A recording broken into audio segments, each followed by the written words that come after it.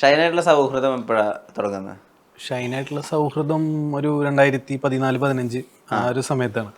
അതായത് കമൽ സാറിൻ്റെ ഒരു അസിസ്റ്റന്റ്, പഴയ അസിസ്റ്റന്റ് ഉണ്ടായിരുന്നു, ശ്രീജിത്ത് എന്ന് പറഞ്ഞു. പുള്ളിക്കാരനാണ് എനിക്ക് ഷൈനെ പരിചയപ്പെടുത്തുന്നത് ആ സമയത്ത്. കമൽ സാറിന്റെ അസിസ്റ്റന്റ് അസിസ്റ്റന്റാണ്. അപ്പൊ ഞാൻ ആ സമയത്ത് സാറിന്റെ അസിസ്റ്റന്റ് ആയിട്ടില്ല. ഷൈനെ പരിചയപ്പെട്ട ശേഷമാണ് ഞാൻ ആമി മുതലാണോ? അപ്പൊ ആമി മുതലാണ് ഞാൻ സാറിന്റെ അസിസ്റ്റന്റ് ആയിട്ട് വരുന്നത്. അപ്പൊ അന്ന് മുതലുള്ള ഒരു സൗഹൃദം ഉണ്ട്. പിന്നെ ഞങ്ങൾ ഒരുമിച്ച് വിവേകാനന്ദനിൽ വർക്ക് ചെയ്ത് സാറിന്റെ പടത്തിൽ തന്നെ ഞങ്ങൾക്ക് വർക്ക് ചെയ്യാൻ ഒരു ചാൻസ് കിട്ടി. ഒരു ഗാങ്സ്റ്റർ ഡ്രാമയുടെ ഒരു ബാക്ക് ഡ്രോപ്പിൽ ഒരു മ്യൂസിക്കൽ ആൽബം. അതെ അതെ, അതായിരുന്നു ആദ്യം തൊട്ടേ മനസ്സിലുണ്ട്. അതെ, ഞാൻ നോർമലി നമ്മളിവിടെ ഇറങ്ങുന്ന മ്യൂസിക് വീഡിയോസ് എന്ന് പറഞ്ഞാൽ ഒന്നെങ്കിൽ പ്രേമം, അതല്ലെങ്കിൽ അങ്ങനത്തെ പരിപാടികളാണ് കൂടുതലും. അപ്പൊ അതുകൊണ്ട് തന്നെ ഡിഫറെന്റ് ആയിട്ട് എന്തെങ്കിലും ഒരു കണ്ടന്റ് ചെയ്യണം എന്നൊരു ആഗ്രഹം ഉണ്ടായിരുന്നു. അങ്ങനെയാണ് ഒരു ഗാങ്സ്റ്റർ പരിപാടി. എനിക്ക് സത്യത്തിൽ ഇങ്ങനെ ഒരു പടം ഷൈനെ വെച്ച് ഒരു പടമായിട്ട് ചെയ്യണം എന്നൊരു ആഗ്രഹം ഉണ്ടായിരുന്നു. അപ്പൊ അതിപ്പോ നമ്മളെ കൊണ്ട് പെട്ടെന്ന് സാധിക്കാത്തതുകൊണ്ട് നമ്മൾ അതൊരു ആൽബമായിട്ട് ഒരു മ്യൂസിക് വീഡിയോ ആയിട്ട് ചെയ്തു. പിന്നീട് എപ്പോഴെങ്കിലും ഇതുപോലത്തെ ഒരു കഥ സിനിമ ചെയ്യണമെന്ന് ആഗ്രഹമുണ്ട്. അതൊരു കച്ചവടം കൂടി ഉണ്ട്. മലയാളം മ്യൂസിക്കിനെ സംബന്ധിച്ചിടത്തോളം, അല്ലെങ്കിൽ മലയാളി കേൾക്കുന്ന മ്യൂസിക്കിനെ സംബന്ധിച്ചിടത്തോളം വലിയ എക്സ്പ്ലോറേഷൻസ് നടക്കുന്നുണ്ട് ഇൻഡിപെൻഡന്റ് മ്യൂസിക് സൈഡിൽ. കുറവാണ് മലയാള സംഗീതം എന്ന് പറഞ്ഞാൽ സിനിമ സംഗീതമാണ് കൂടുതലും. അല്ല, പക്ഷെ ഞാൻ പറയുന്നത് അപ്പുറത്ത് ഈ ഇൻഡിപെൻഡന്റ് മ്യൂസിഷ്യൻസ് ആയിട്ടുള്ള റാപ്പേഴ്സ് പൊതുവെ ബാക്കിയുള്ള സ്ഥലങ്ങളെ അപേക്ഷിച്ച് കുറവാണെന്ന് പറയാം. ഇന്ത്യയിൽ തന്നെ പഞ്ചാബിലാണ് കൂടുതൽ. പുറമേ ഉള്ള വേൾഡില് സിനിമാ ഗാനങ്ങൾ ഇല്ലല്ലോ, ഇല്ല, മ്യൂസിക് വീഡിയോസ് മാത്രമേ ഉള്ളൂ. അതുകൊണ്ടാണ് ഞാൻ പറഞ്ഞത് മലയാളത്തില് സംഗീതം എന്ന് പറഞ്ഞു കഴിഞ്ഞാൽ സിനിമ സംഗീതമാണ് കൂടുതലും. ഈ ഇൻഡിപെൻഡന്റ് മ്യൂസിഷ്യൻസ് ഉണ്ടല്ലോ, ഇപ്പം ഇംബീച്ച് ഉണ്ട്, നമുക്ക് ബേബി ജീൻ, ഇവരുടെയൊക്കെ വർക്ക്സ് ശ്രദ്ധിക്കാറുണ്ടോ, കേൾക്കാറുണ്ടോ?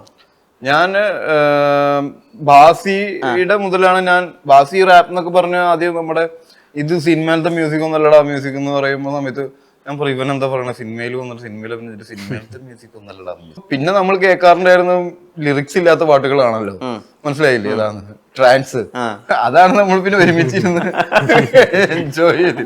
അപ്പൊ ഞാൻ ആദ്യം ഈ ട്രാൻസ് കേൾക്കാൻ തുടങ്ങുന്ന സമയത്ത് എനിക്ക് പറയും ഇത് ഈ ട്രാക്ക് കേട്ട് നോക്കാൻ പോകും. ഞാൻ ട്രാക്ക് കേട്ട് തുടങ്ങിയിട്ട് കുറച്ചു നേരം കേട്ടിട്ടുണ്ട്, ഇതിലൂടെ ലിറിക്സ് അല്ല, ലിറിക്സ് ഒന്നും ഇല്ല.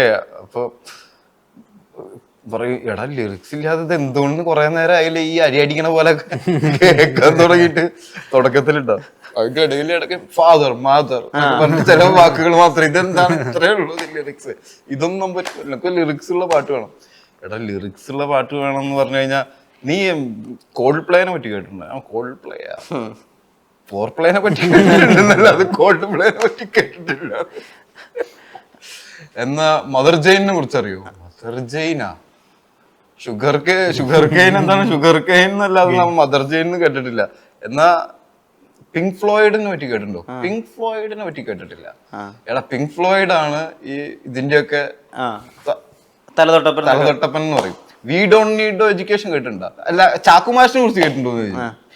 ചാക്കുമാഷിനെ കുറിച്ച് കേട്ടിട്ടുണ്ട്. ചാക്കുമാഷ് ഉണ്ടായി വന്നിട്ടുള്ളത് we don't need no education എന്നാണ്. ആലോചിച്ചിട്ടുണ്ടോ? അതിന്റെ മ്യൂസിക് വീഡിയോ ഉണ്ട്, വി ഡോണ്ട് നീഡ് എഡ്യൂക്കേഷൻ. ഒരു ക്ലാസ് റൂമിൽ ഒരു പയ്യൻ ചിത്രം വരച്ചുകൊണ്ടിരിക്കുന്ന സമയത്ത് മാഷ് കയറി വരും. What are you doing? അപ്പൊ പറയും poem. Oh you write poems everybody എന്തെന്നിട്ട് അങ്ങനെ പോയം വായിക്കണുണ്ട്. അപ്പോഴാണ് എനിക്ക് ഓർമ്മ വന്നത്, ഓ നീ എന്താ കണക്ക് പറഞ്ഞിട്ട് ശകാരിക്കുന്ന ഒരു സീനുണ്ടല്ലോ. ഓ അവൻ വലിയ മറ്റേ ശാസ്ത്രജ്ഞനാവാൻ നടക്കുന്നു. ആദ്യം കണ്ടുപിടുത്തം എന്ന് പറയുന്ന ആ സീനിനോട് കണക്ട്, എന്നിട്ടാണ് ആ സോങ്ങിലേക്ക് പോണത്. We don't need no education. അത് എഡ്യൂക്കേഷനെതിരെയാണ്. ഇതില് നമ്മുടെ അടുത്തോമ അപ്പനെതിരെയാണ് വരുന്നത്. അപ്പൊ എനിക്ക് തോന്നി ഇതൊന്നാണല്ലോ പല സംഭവങ്ങളും ഉണ്ടാവുന്നത്. അങ്ങനെ ഞാൻ പിങ്ക് ഫ്ലോയിഡിനെ കുറച്ച് ഫോളോ ചെയ്താൻ തുടങ്ങി. പിന്നെ കോൾഡ് പ്ലേ കേൾക്കാൻ തുടങ്ങി. അങ്ങനെ നല്ല ട്രാൻസിലേക്ക് കടന്നു. പിന്നെയാണ് അപ്പൊ ബാസിയൊക്കെ ഈ റാപ്പൊക്കെ ഉണ്ടാക്കുന്നത്. ആദ്യം എനിക്കതൊരു ആക്ഷൻ പോലെ തോന്നി, ഇങ്ങനെ കിടന്നിട്ട് ഇങ്ങനെ പറയണ. പിന്നെയാണ് ഇവര് പറയുന്ന വാക്കുകളിലേക്ക് ശ്രദ്ധിക്കാൻ തുടങ്ങി. പിന്നെ ഡെപ്സിയുടെ സോങ്സ് കേൾക്കാൻ തുടങ്ങി. പെട്ടെന്ന് ഡെപ്സി വന്നു, ബേബി ജാൻ വന്നു, പിന്നെ വേടൻ വന്നു. പെട്ടെന്ന് ഒരു ദിവസം വേടൻ വന്നു. വേടൻ ശ്രദ്ധിക്കാൻ കൂടുതൽ തുടങ്ങിയെന്ന് പറഞ്ഞാൽ നമ്മുടെ കേസിന്റെ ഒപ്പം തന്നെ അത്രയും നിലവാരമുള്ള കേസാണ്, അത്രയും കഴിപ്പുള്ള വേറെ കേസ്. കൊള്ളാലോ. അപ്പോഴാണ് ഞാൻ ആദ്യം വിചാരിച്ചത് ഡെപ്സി പാടിയ പാട്ടാണ് കടലിന്റെ പറ്റതാണ്. അപ്പൊ ഒരു ഇന്റർവ്യൂല് ബാസി പറഞ്ഞു കേട്ടു വേടന്റെ വരികളൊക്കെ കിടിലാണ്, സൂപ്പറാണെന്ന്. അങ്ങനെയാണ് വേടന്റെ സോങ്സ് കേൾക്കാൻ തുടങ്ങിയതും കടലിന്റെ മക്കള, കടലിന്റെ എന്നുള്ള വാക്കുകൾ. അപ്പൊ അതിലൊക്കെ നല്ല വിപ്ലവം ഉണ്ട്. കടലമ്മ കരഞ്ഞല്ലേ വിട്ടത്, കരയല്ലേ കണ്ടത് എന്നൊക്കെ പറയുമ്പോ ആലോചിച്ച് നോക്കുമ്പോ ഇതൊക്കെ സംഭവം കറക്റ്റ് ആണ്. അപ്പൊ ഞാൻ കൂടുതൽ ഇവരുടെ സോങ്സ് കേൾക്കാൻ തുടങ്ങി. അപ്പൊ നമുക്ക് അതിനു മുന്നേ നമുക്ക് റോക്ക് സ്റ്റാർ എന്നൊക്കെ പറഞ്ഞിട്ട് ഫർഹാൻ അക്തറിന്റെ ഒരു സംഭവം ഇന്ത്യയില് ഉണ്ടായിരുന്നു ഒരിടയ്ക്ക്. അങ്ങനെയൊക്കെ കുറച്ച് ഇൻഫ്ലുവൻസ് ഉണ്ടായിരുന്നു. റോക്ക് ഓൺ അത് ഭയങ്കര ഹിറ്റ് ആയിരുന്നു ആ സമയത്ത്. ഫർഹാൻ നന്നായി പാട്ട് പാടും. അപ്പൊ പുറമെ റോക്ക് സ്റ്റാർസ് ആണല്ലോ വലുത്.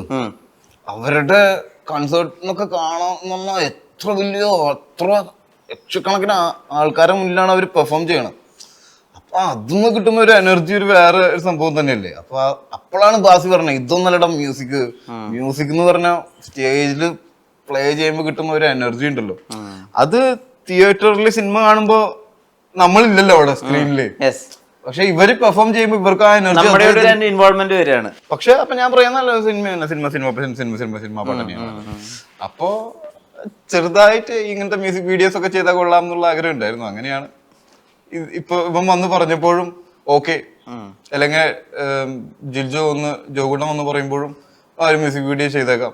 കാരണം പാട്ട് കൂടുതൽ സഞ്ചരിക്കും. ഇപ്പൊ ഒരു സിനിമ കാണാൻ 2 മണിക്കൂർ സമയം വേണമെങ്കിൽ ഒരു പാട്ടിന് ഒരു 5 മിനിറ്റ് മതിയില്ലേ. അപ്പൊ അതുകൊണ്ട് മ്യൂസിക് വീഡിയോസ് കൂടുതൽ ആളുകളിലേക്ക് എത്താനും പിന്നെ മ്യൂസിക്കിന് വേറൊരു പ്രത്യേക ഒരു കഴിവുണ്ട്, പെട്ടെന്ന് ആളുകളുടെ മൂഡ് ചേഞ്ച് ചെയ്യാനൊക്കെ. ഈ ഷൈന് നാച്ചുറലി ഒരു താളബോധം ഉള്ളതായിട്ട് മനസ്സിലായിട്ടുണ്ട്. ഇപ്പോൾ ഒരേ ആള് തന്നെയാണ് ഇഷ്കിലെ വേഷവും തല്ലുമാലയിലെ പോലീസ് ഓഫീസറിനെ അവതരിപ്പിക്കുക എന്ന് പറയുമ്പോൾ രണ്ടിലും ഈ പറഞ്ഞ പോലെ ഒരു ഇളകിയാടനുണ്ടല്ലോ. ഒരിക്കലും ഒരു പോലീസ് ഓഫീസർ ഒരു അടി കഴിഞ്ഞ് ഇങ്ങനെ 360 കറങ്ങുന്നത് നമ്മൾ ചിന്തിക്കില്ല. പക്ഷെ അത് ഒരുപക്ഷെ ഷൈൻ കൊണ്ടുവന്ന ഇംപ്രൈസേഷൻ ആയിരിക്കണം, എനിക്ക് തോന്നുന്നു അങ്ങനെ ആയിരിക്കും. അപ്പം അതിൽ അത് എല്ലാ കാര്യങ്ങളിലും ഷൈൻ ചെയ്യുമ്പോൾ അതിനൊരു താളം. അവര് പറഞ്ഞത് ആ അടിക്ക് ശേഷം പിന്നെ സസ്പെൻഷനാണ്. അപ്പൊ ഒരു സ്റ്റൈല് വേണമല്ലോ അതിന്. അതിനു വേണ്ടിട്ടാണ് അടിച്ച് കറങ്ങി വന്ന് നിൽക്കുന്നത്. അത് കഴിഞ്ഞിട്ട് അപ്പോഴാണല്ലോ അതിന് കുറച്ചും കൂടി ഇമ്പാക്ട് ഉണ്ടാവുക. വെറുതെ ഒരു അടി അടിച്ചിട്ട് കാര്യമില്ലല്ലോ. അപ്പൊ ഈ പറയുന്ന ഈ താളബോധം എത്രത്തോളം ഹെൽപ്ഫുൾ ആണ് ഒരു മ്യൂസിക് വീഡിയോയിലൊക്കെ ഇദ്ദേഹത്തെ കൊണ്ട് ഫീച്ചർ ചെയ്ത് ഷൂട്ട് ചെയ്യാൻ വരുമ്പോൾ? ഭയങ്കര ഹെൽപ്ഫുൾ ആണ്. കാരണം എന്ന് വെച്ച് കഴിഞ്ഞാൽ പുള്ളി താളബോധം പുള്ളിക്ക് ഏത് ക്യാരക്ടർ കൊടുത്തു കഴിഞ്ഞാലും പുള്ളി അതിൻ്റെ ഒരു ഏറ്റവും നമ്മൾ പറയുന്നതിൻ്റെ ഏറ്റവും എക്സ്ട്രീമായിട്ട് ചെയ്യുന്ന ഒരാളാണ്. ഇപ്പോൾ ഞാൻ ഇതിനു മുമ്പ് പുള്ളീനെ വെച്ചിട്ട് ഒരു ഷോർട്ട് ഫിലിം ഡയറക്റ്റ് ചെയ്തിട്ടുണ്ട്. ആ സമയത്തും നമ്മൾ എഴുതി വെച്ചതിനേക്കാൾ ഒരുപാട് മുകളിലാണ് പുള്ളി എപ്പോഴും നമുക്ക് പെർഫോം ചെയ്ത് തരാറ്. അപ്പം അതുകൊണ്ട് ഇത് ചെയ്യുമ്പോഴും നമുക്ക് കോൺഫിഡൻസ് ഉണ്ടായിരുന്നു. പിന്നെ ഇത് കുറച്ചും കൂടി ഇപ്പം ആവേശം സിനിമയ്ക്ക് ഇറങ്ങിയ സമയത്ത് കുറേ ആൾക്കാർ പറയാറുണ്ടായിരുന്നു അത് ഷൈനും അതേപോലെ ചെയ്യാൻ പറ്റുന്നു. അപ്പോ നമുക്ക് അതുപോലത്തെ ഒരു പരിപാടി, അതേ സെയിം അല്ലെങ്കിൽ പോലും അതെ അതെ അങ്ങനത്തെ ഒരു പരിപാടി, അതിന്റെ ഒരു മിനിയേച്ചർ രൂപമാണ് ഇത്. ഈ റാപ്പേഴ്സിനെ കൊണ്ടുവരാം. സൂരജിന്റെ കൂടെ സുരേഷ് ഗ്രൂപ്പ് ഓൾറെഡി പ്രൂവൺ ആയിട്ടുള്ള ഒരു മ്യൂസിഷ്യൻ, അതിന്റെ കൂടെ റാപ്പേഴ്സിനെയും കൂടി റോപ്പിയ ഇംബിച്ചിയെ കൂടി കൊണ്ടുവരിക എന്നുള്ള ആ തുടക്കം തൊട്ടേ ഉണ്ട്. കാരണം നമ്മളൊരു റാപ്പ് മ്യൂസിക്കിലേക്ക് ഷൈൻ്റെ വിഷ്വൽ കൊണ്ടുവരാം എന്നുള്ള ഒരു പ്ലാനാണ് ആദ്യമേ ഉണ്ടായിരുന്നത്. നമ്മൾ ആദ്യം ഇത് പ്ലാൻ ചെയ്യുന്ന സമയത്ത് സൂരജും അവരായിരുന്നില്ല, പല മ്യൂസീഷ്യൻസ് നമ്മൾ പ്ലാൻ ചെയ്ത അവസാനമാണ് ഇമ്പച്ചിയും സൂരജും എന്നുള്ളൊരു സ്പേസിലേക്ക് എത്തിയത്. അപ്പൊ അവർ തന്ന ഔട്ട് നമുക്ക് ഭയങ്കരമായിട്ട് വർക്കൗട്ട് ആവുകയും അങ്ങനെയാണ് ഇതിലേക്ക് എത്തിയത്. അപ്പൊ റാപ്പ് എന്ന പരിപാടി ആദ്യമേ പ്ലാനിലുണ്ടായിരുന്നു. കാരണം ഇപ്പോൾ ട്രെൻഡ് ആയിക്കൊണ്ടിരിക്കുന്നത് റാപ്പാണ്. അപ്പൊ അതുകൊണ്ട് അത് പിടിച്ചു.